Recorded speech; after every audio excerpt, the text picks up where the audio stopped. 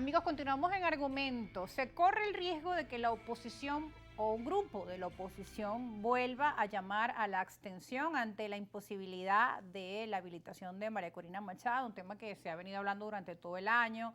Distintos analistas decían, pues debe estar pensando en un plan B. Desde las comunicaciones de María Corina Machado se ha dicho, no, nuestra propuesta es hasta el final y más allá, debemos mantenernos firmes en mantener esa candidatura. Lo cierto es que, bueno, hasta el 25 de marzo es la fecha para la inscripción del candidato y los partidos políticos deben en estos momentos estar haciendo sus cuentas y tomar decisiones de cara a un país. Es un proceso, como usted decía, después de todo lo que se ha pasado, finalmente se llegó a una mesa de diálogo, de negociación, con la intermediación de Noruega, pues la vista de muchos países del continente, de Estados Unidos, de Europa, del mundo, están sobre también la situación que hay en Venezuela y los avances que se creían que se había logrado con esta mesa de negociaciones, sentar al gobierno y a la oposición y avanzar por la ruta electoral. Se corre el riesgo de que estos avances se puedan perder. ¿Y cómo queda también allí el venezolano? ¿Cómo queda el ciudadano que está esperando que pues, se den soluciones a los problemas que hoy hay y que a través del Acuerdo de Barbados pues, se habían establecido algunos preceptos, ¿no? Con miras a ayudar la situación venezolana? Yo creo que ese sector de la oposición que habla de hasta el final y todo lo demás, puede ser que tenga un plan B. Ahora, si lo tiene, parece que es hora de ejecutarlo. No, y lo simulan muy bien, ¿no? Porque todo lo que dicen es lo contrario. Han dicho varias veces, nuestro plan B es el plan A, aquí la única candidata es Machado, no puede haber elecciones sin la candidata María Corina Machado. Las elecciones van a ser el 28 de julio, señores, porque el delirio en la política no sirve. Estar sustituyendo la realidad por los deseos, creer que usted tiene más fuerza que el adversario y que lo puede someter, eso así no funciona la política.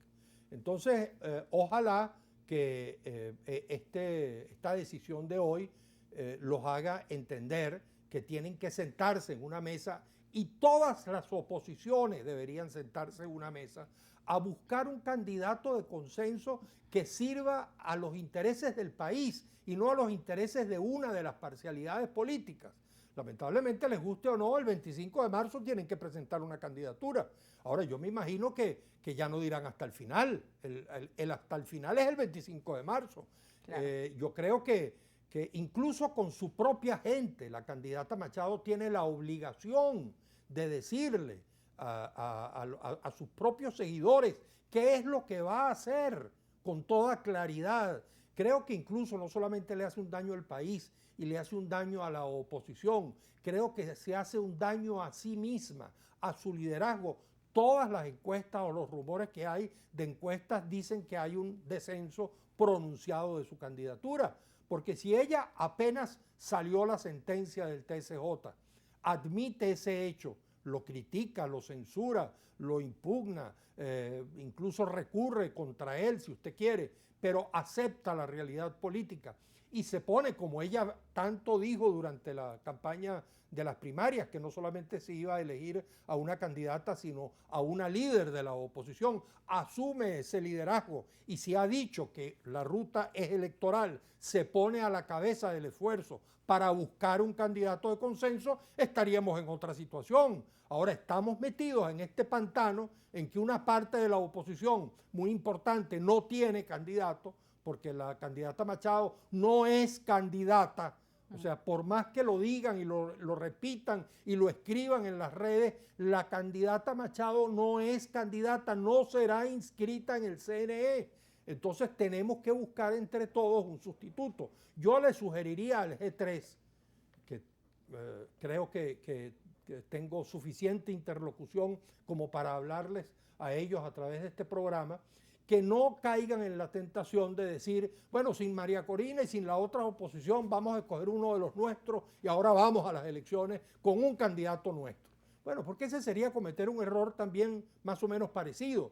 Yo creo que lo que tienen que hacer... No se logra entender esos distintos sectores de la oposición, además se critican, se etiquetan. Exactamente, si nosotros estamos hablando de la unidad nacional, Bueno, lo primero que tendríamos que hacer es tener la capacidad de reunificar a todas las oposiciones, al menos a la gran mayoría. Yo comprendo que hay un sector quizás muy extremista que nunca se va a poner de acuerdo con una propuesta como esta, y que hay un sector quizás muy poco opositor que de pronto tampoco le gusta una opción como esta, pero reunir al 80% de la oposición. Algunos hemos mencionado, yo en lo personal he mencionado, como tú sabes, en un artículo, el nombre de Eduardo Fernández.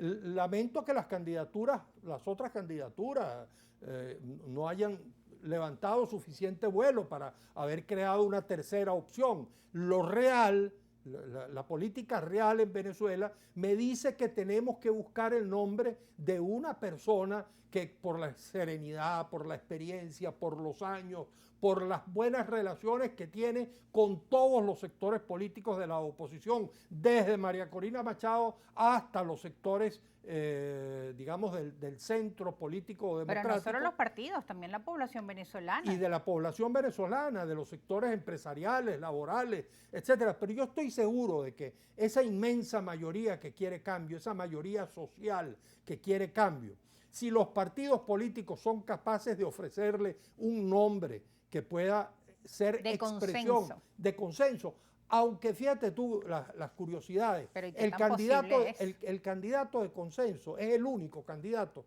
que puede no estar punteado, no tener puntaje en la encuesta.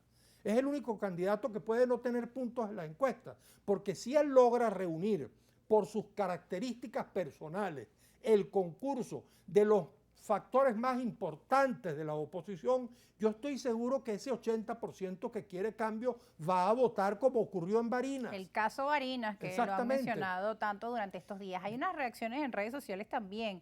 Enrique Capriles, en la red social X, se pronunciaba sobre este anuncio del CNE y dice lo siguiente: como se estaba esperando, lanzaron una de ellos, correr con todo el cronograma y fijar la elección presidencial el 28 de julio. Más abajo dice, la pregunta que hoy empezará a hacerse mucha gente es, ¿y ahora? Ahora es que hay que tomar decisiones. Es parte de los comentarios, es un mensaje largo, estando inhabilitado inconstitucionalmente, dice en el último párrafo, por 15 años. Pongo el ejemplo de Barinas, ahora que usted lo menciona también. El pueblo de Barinas nunca se quedó sin opción frente a la arbitrariedad. Igual debe ser en este caso. Estamos hablando del futuro de millones de venezolanos. Lo único que yo le digo, yo estoy totalmente de acuerdo con ese mensaje, lo único que les digo es que no caigan en la tentación de buscar a uno de los activistas del partido político que está aquí con nosotros, sino que busquen un nombre. Alguna vez yo les mencioné, como tú creo que recuerdas, en alguna comunicación que primero fue privada y después yo hice pública, Acción Democrática, Un Nuevo Tiempo y a Primero Justicia, el nombre de Ramón Guillermo Aveledo en aquella oportunidad. Bueno, me dicen que él no está disponible.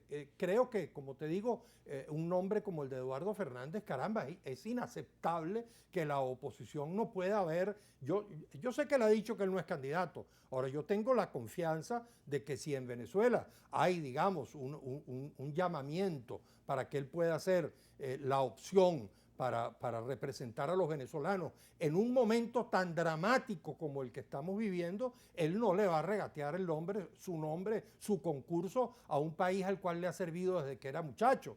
De modo que yo insisto en que esos partidos y los otros partidos y los candidatos que no están levantando en las encuestas con unas elecciones tan cerca, caramba, dejemos un poquito los intereses particulares, pensemos un poquito en el país, busquemos un candidato de consenso entre todos que garantice el cambio es posible. Y si hay un cambio político en Venezuela, el 2025 será un año completamente diferente de recuperación de la libertad democrática, de la recuperación democrática, de la recuperación económica, etc.